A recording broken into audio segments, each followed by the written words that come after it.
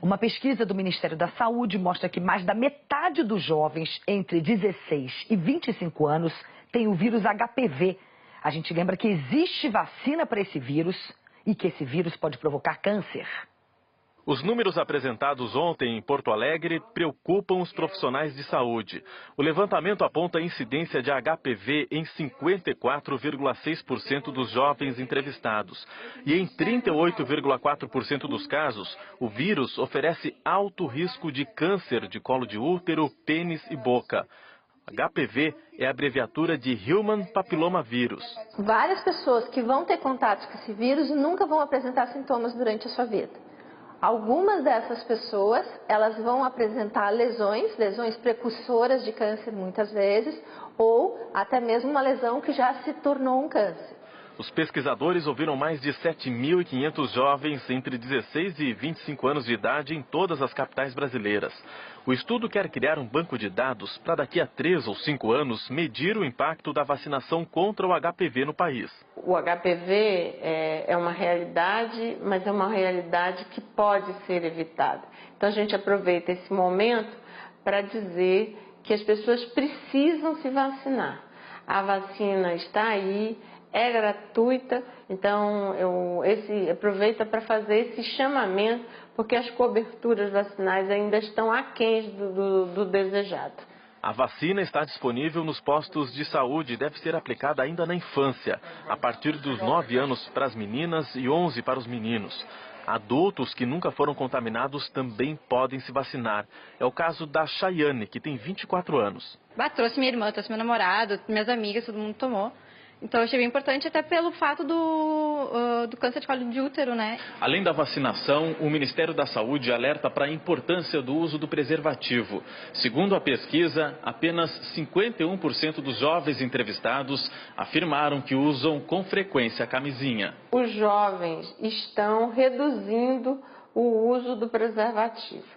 E essa redução é exatamente nessa faixa etária onde nós estamos verificando maior aumento de HIV, maior aumento de infecção pelo HPV e tudo isso porque o preservativo está sendo deixado de lado.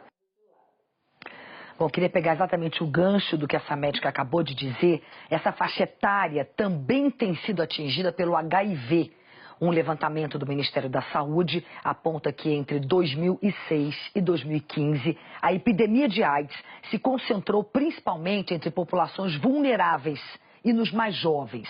Na população entre 15 e 19 anos, a taxa triplicou. Você ouviu muito bem, triplicou. Passou de 2,4 para 6,9, como você vê aqui, de casos a cada grupo de 100 mil habitantes. Entre os jovens de 20 a 24 anos, a taxa dobrou, passando de 15,9% para 33,1% a cada 1.000 habitantes. Os dados mais recentes do Ministério da Saúde são de dezembro de 2016. No ano passado foram registrados 19 casos para cada 100 mil habitantes. E a estimativa é que a cada ano surjam 41 mil novos casos aqui no Brasil.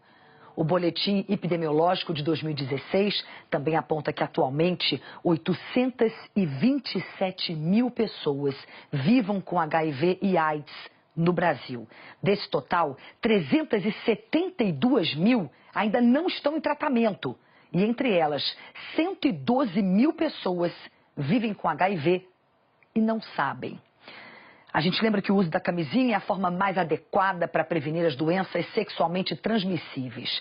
Na próxima sexta-feira, 1º de dezembro, é o Dia Mundial de Combate à AIDS. A gente vai antecipar esse debate aqui no Edição das 4. Eu vou conversar com o médico Arthur Timerman, infectologista do Hospital Edmundo Vasconcelos. Doutor, muito obrigada por estar aqui comigo hoje para falar desse assunto muitíssimo importante. Doutor, eu tenho uma sensação, queria ver se o senhor concorda comigo, o senhor é um estudioso do assunto há muitos anos, que a minha geração é a geração que se preocupava muito com o uso de camisinha, porque a gente cresceu ouvindo isso. A geração de hoje em dia, a geração que está começando a vida sexual agora, a nossa sensação é que eles realmente não usam camisinha. E aí o que acontece? Os números de AIDS estão aumentando, os números de HPV estão aumentando, os números de sífilis estão aumentando. Existe problema grande aí, na opinião do senhor, em política pública em relação à prevenção? Sem dúvida, Cris. A minha impressão em relação a isso é que a situação está adquirindo contornos de dramaticidade. Nós temos visto realmente as pessoas, e principalmente os nossos jovens, não ter consciência sobre a importância de um comportamento sexual responsável. Ninguém vai discutir tipo de comportamento sexual, isso é de cada um. Mas as pessoas têm que saber que precisa se prevenir. 30%, no máximo 35% dos nossos jovens usam camisinha em todas as relações. E as consequências disso nós estamos vendo no dia a dia. Tenho visto nos últimos 2, 3 anos, um número de jovens, pessoas de 20 a 30 anos, que chegam a nos procurar já em fases adiantadas da infecção pela AIDS. Fazia muito tempo que nós não víamos tanta gente internada em consequência da infecção pelo vírus da AIDS, como nós temos visto nos últimos tempos. E já chegam com essas características da doença já avançada exatamente porque não fazem o diagnóstico precoce, que evidentemente é fundamental, né? Um dos consensos que se tem na literatura médica é: você tem que fazer o diagnóstico precoce e tem que tratar precocemente. Isso é muito melhor para a pessoa, porque existem trabalhos que mostram que o tratamento precoce vai se correlacionar a uma qualidade e expectativa de vida que não vai diferenciar essa pessoa daquela pessoa que não tem infecção pelo HIV. E tão ou mais importante, essa pessoa, em se tratando e o tratamento sendo eficaz, ela vai ter o que a gente chama carga viral indetectável, e isso vai impedir que essa transmissão ocorra quando ela se relacionar com outras pessoas. O senhor é um grande defensor também, né, desse tratamento antecipado, que chamar de tratamento antecipado, que é, só para explicar aqui para o nosso telespectador, para o nosso assinante, na hora que a doença é diagnosticada, independentemente de se saber a carga viral, já deve-se começar com esse tratamento. É isso, doutor? Isso não há dúvida em termos científicos. Testar e tratar. Essa é a melhor estratégia individual e para a coletividade. Os números que você mencionou agora há pouco, Cris, que tem 300, 400 mil pessoas no Brasil infectadas pelo HIV sem tratamento, é muito grave.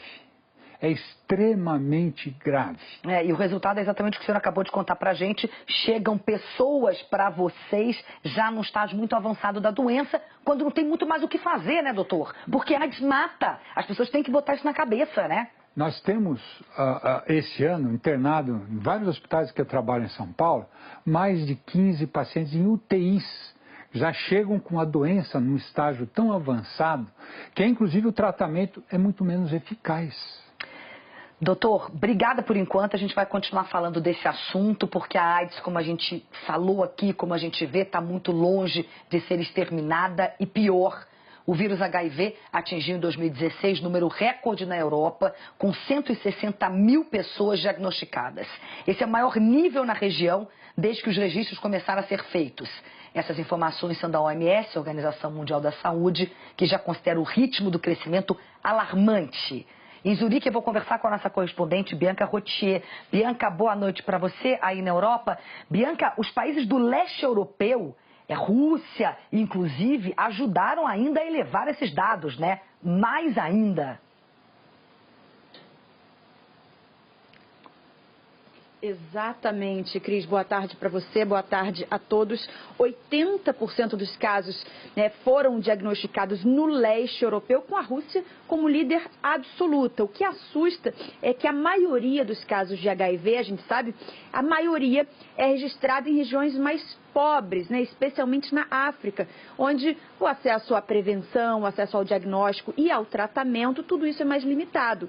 Porém, o que esse relatório que foi divulgado hoje mostra é que a epidemia está crescendo numa região desenvolvida como a Europa.